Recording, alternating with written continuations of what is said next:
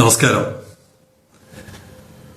ശ്രീ മണിരത്നം പൊന്നിൻ സെൽവൻ 2 ഭാഗങ്ങളിലായിട്ടാണ് തീർത്തത്. എനിക്കൊരു 3-ാം ഭാഗം പറയണമെന്നുണ്ട്. ട്രിവാൻഡ്രം സെയിലിംഗ് കമന്ററി ആരംഭിക്കുന്നു.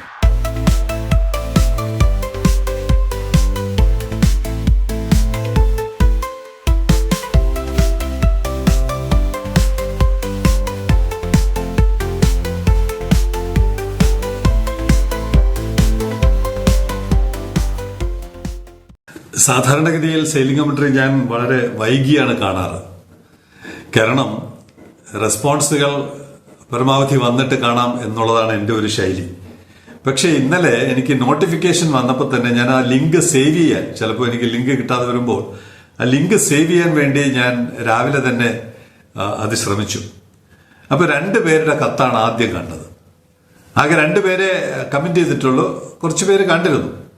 ആദ്യത്തെ കത്ത് തന്നെ എന്തിനോ വേണ്ടി തിളയ്ക്കുന്ന സാമ്പാർ. മിസ്റ്റർ മനു ആണെന്ന് തോന്നുന്നു എഴുതിയിരിക്കുന്നത്, മനു എബ്രഹാം ആണെന്ന് തോന്നുന്നു. എന്തിനോ വേണ്ടി തിളയ്ക്കുന്ന സാമ്പാർ. ഞാൻ അത് തന്നെ വേറെ വിഷയം മനസ്സിൽ കുറിച്ചിട്ടിരുന്നെങ്കിലും ഇന്നത്തെ വിഷയം അത് തന്നെ ആക്കണമെന്ന് വിചാരിച്ചു. കാരണം ഇത് കുറെ നാളായി ഈ തിളപ്പ് തുടങ്ങിയിട്ട്. ഞാൻ വർഷമൊന്നും പറയുന്നില്ല, കുറെ വർഷങ്ങളായി മനസ്സ് തിളയ്ക്കുകയാണ്.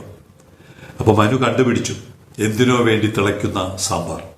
പക്ഷെ എന്തിനോ അല്ല, ഞങ്ങൾക്ക് കൃത്യമായ കാരണമുണ്ട്, തിളയ്ക്കാൻ കാരണമുണ്ട്. ആ തിളപ്പ് വളരെ പെട്ടെന്ന് തീരുമെന്ന് തോന്നുന്നില്ല. ചിലപ്പോൾ തലമുറകൾ എടുത്തേക്കും ആ തിളപ്പ് അവസാനിപ്പിക്കാൻ. അത് വളരെ എല്ലാവർക്കും പരിചയമുള്ള കഥ പറയാനാണ്, അങ്ങനെ പറയാൻ പറ്റുന്നത് കൊണ്ട് ഞാൻ അത് തന്നെ തിരഞ്ഞെടുക്കുന്നു.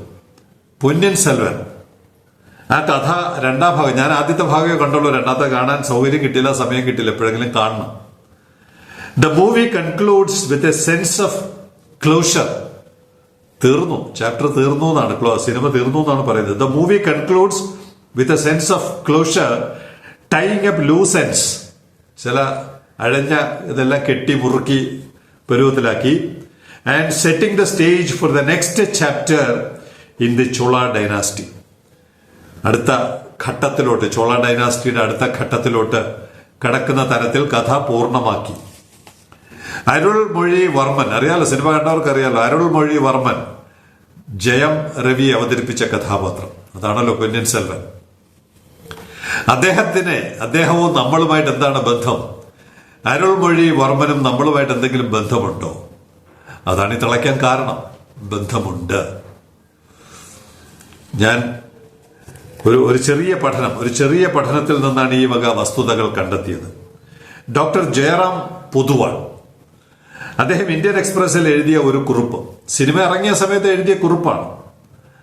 അദ്ദേഹം പറഞ്ഞ കുറച്ച് കാര്യങ്ങൾ, നമ്മുടെ പഠനത്തിലും അന്വേഷണത്തിലും കിട്ടിയിട്ടുള്ള കുറച്ച് കാര്യങ്ങൾ, ഇതെല്ലാം കൂടി കൂട്ടിച്ചേർത്തപ്പോൾ പൊന്നിൻ സെൽവൻ ഒരു 3-ാം ഭാഗം അല്ലെങ്കിൽ ഒരു 4-ാം ഭാഗം ഒക്കെ വേണ്ടി വരുന്ന തരത്തിൽ വളരുന്ന ഒരു കഥയാണെന്ന് മനസ്സിലായി. ആ കഥ ഇങ്ങനെയാണ് പോകുന്നത്.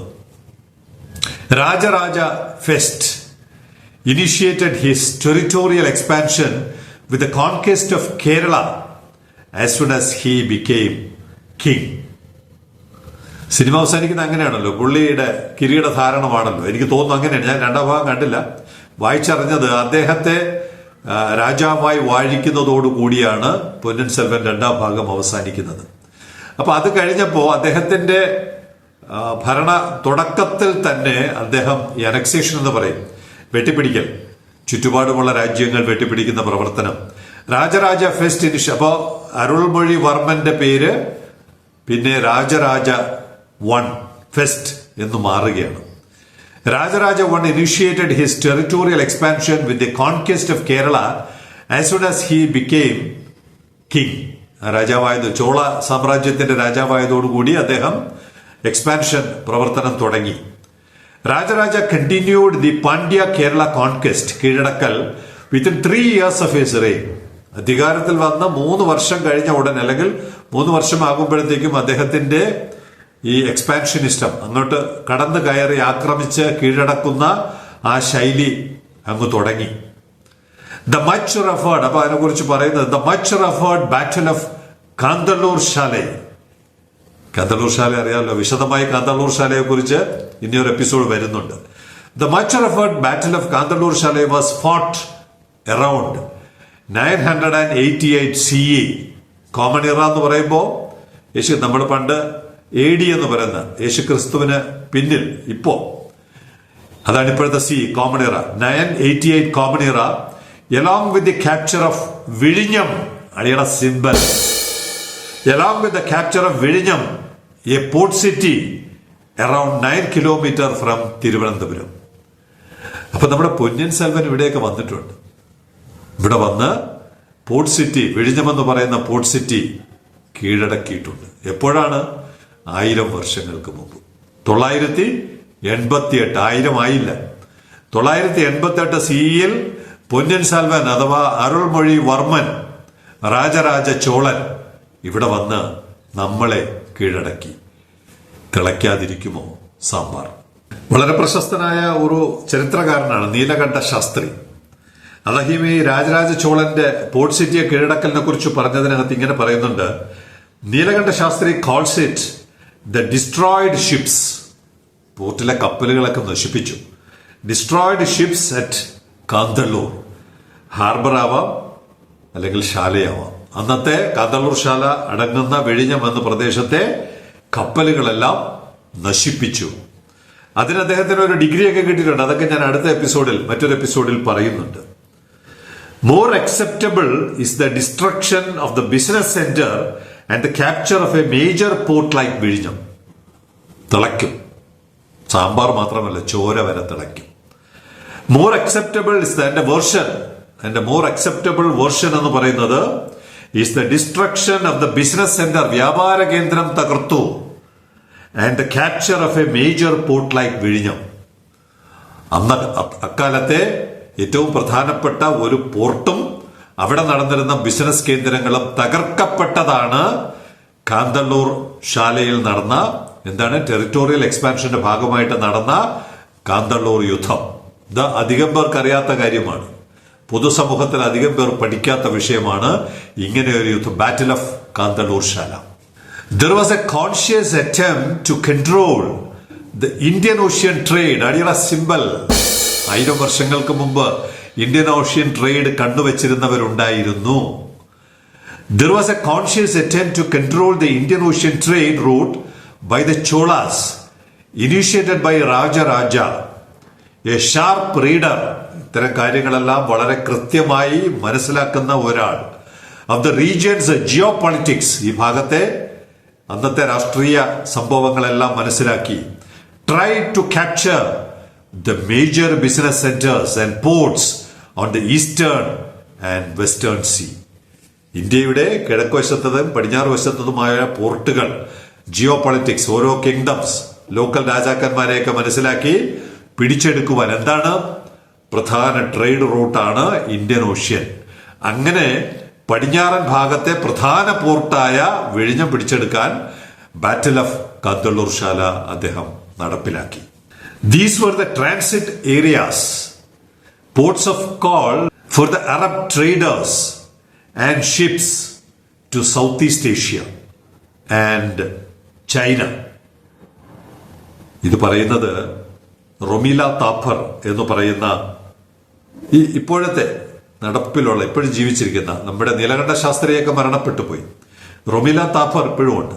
അവരുടെ വെർഷനാണ് these were the transit areas, ports of call for the Arab traders and ships to South East Asia.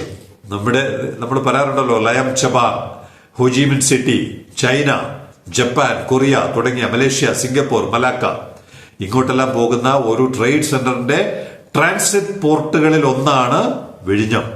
These were the transit areas, ports of call for the Arab traders and ships to Southeast Asia and China, which were the source of the valuable spices sold at a high profit to Europe. യൂറോപ്പിലേക്ക് വലിയ ലാഭത്തിൽ spices കച്ചവടം നടത്തിയിരുന്ന പ്രധാന വ്യാപാര കേന്ദ്രമായിരുന്നു വിഴിഞ്ഞം. ആ വിഴിഞ്ഞത്തെ കീഴടക്കേണ്ടത് തൊട്ടടുത്ത പാണ്ഡ്യരാജാക്കന്മാരുടെയും ചോളരാജാക്കന്മാരുടെയും ആവശ്യമായിരുന്നു. അങ്ങനെ പാണ്ഡ്യരാജാക്കന്മാരും ചോളരാജാക്കന്മാരും തമ്മിലുള്ള യുദ്ധമാണ് നമ്മൾ പൊന്നിൻ സെൽവനിൽ കാണുന്നതെങ്കിൽ അടുത്തത് ചോളരാജാവും നമ്മുടെ വിഴിഞ്ഞം ആയി രാജാവ് അല്ലെങ്കിൽ ചേര രാജാവ്, ചേരവംശം ഏത് യുദ്ധമാണെന്നുള്ളത് കൃത്യമായി രേഖപ്പെടുത്തുന്നില്ല. എന്തായാലും ആയി രാജവംശമാണ് ഈ 988 ആ കാലഘട്ടത്തിൽ ഈ പ്രദേശം ഭരിച്ചിരുന്നത്. അതുകൊണ്ട് ആയി രാജവംശവുമായിട്ടായിരിക്കാം ആ യുദ്ധം. അവർ താരതമ്യേന വീക്കായിരുന്നു. അതുകൊണ്ട് പെട്ടെന്ന് രാജരാജ ചോളന് അവരെ കീഴടക്കാൻ പറ്റി. പ്രതാപം, ഈ പ്രദേശത്തിന്റെ പ്രതാപമായിരുന്ന കച്ചവടം, വ്യാപാര കേന്ദ്രങ്ങൾ, ബിസിനസ് സെന്റേഴ്സ് തകർത്തു, കപ്പൽശാലകൾ തകർത്തു, പോർട്ട് പിടിച്ചെടുത്തു, കത്തിച്ചു, കപ്പലുകൾ കത്തിച്ചു. ഇതെല്ലാം ചരിത്രമാണ്. സാമ്പാർ വെറുതെ തിളയ്ക്കുന്നതല്ലെന്ന് മനുവിനിപ്പോൾ ബോധ്യമായി കാണും. ഞങ്ങൾ ഇതൊക്കെ മനസ്സിലാക്കി, പൂർണ്ണമായും അല്ലെങ്കിലും കുറെയൊക്കെ ഞങ്ങൾ മനസ്സിലാക്കി. ഈ 30 വർഷത്തെ യാത്രയുടെ ഇടയിൽ ഇതുപോലുള്ള പല കാര്യങ്ങളും 10,000 വർഷത്തെ, അതിനു മുമ്പുള്ള കാലവുമുണ്ട്. അതിനു മുമ്പുള്ള കാലവും 1000 വർഷവും നമ്മൾ എന്തായിരുന്നു, നമ്മുടെ പിതാമഹന്മാർ ആരായിരുന്നു, എന്തായിരുന്നു അവർ ചെയ്തിരുന്നത് തുടങ്ങിയ കാര്യങ്ങൾ. റോമ സാമ്രാജ്യത്തിന് ആയുധം പണിതുകൊടുത്ത പ്രദേശമാണ് വിഴിഞ്ഞം എന്ന് മനു എബ്രഹാമിന് അറിയാമോ? കേരളത്തിൽ അങ്ങനെ ചരിത്രമുള്ള ഒരു പ്രദേശമുണ്ടോ? ഇന്ത്യയിലുണ്ടോ? കുളച്ചൽ യുദ്ധം നിങ്ങൾക്കറിയാമോ? ഇന്ത്യയിൽ ആദ്യമായിട്ട് ഇവിടുത്തെ ശിപ്പായി ലഹളയ്ക്കും 100 വർഷങ്ങൾക്ക് മുമ്പ് ഇന്ത്യയിൽ ആദ്യമായി ഒരു വിദേശ ശക്തിക്കെതിരെ കടലിൽ യുദ്ധം ചെയ്ത് അവരെ തോൽപ്പിച്ച് അതിന്റെ പ്രധാന പടയാളിയായിരുന്ന ഡിലനോയിയെ തിരുവിതാംകൂറിന്റെ പടനായകനാക്കി മാറ്റിയ ചരിത്രം ഇവിടെയുണ്ട്. അങ്ങനെ പലതും, അങ്ങനെ പല ചരിത്രങ്ങളുള്ളതിൽ നിന്നാണ് ഞങ്ങളുടെ സാമ്പാറല്ല, ഞങ്ങളുടെ ചോര തിളച്ചു തുടങ്ങിയത്. ആ തിളപ്പ് അവസാനിക്കണമെങ്കിൽ വൈബ്രന്റ് ആയിരുന്ന ഒരു ഇക്കോണമി, വൈബ്രന്റ് ആയിരുന്ന ഒരു ബിസിനസ് സെന്റർ, ബിസിനസ് സമൂഹം അത് തിരിച്ചു വരണം. നഷ്ടപ്രതാപം തിരിച്ചു വരണം. അതുവരെ ഞങ്ങളുടെ ചോര തിളച്ചുകൊണ്ടേയിരിക്കും.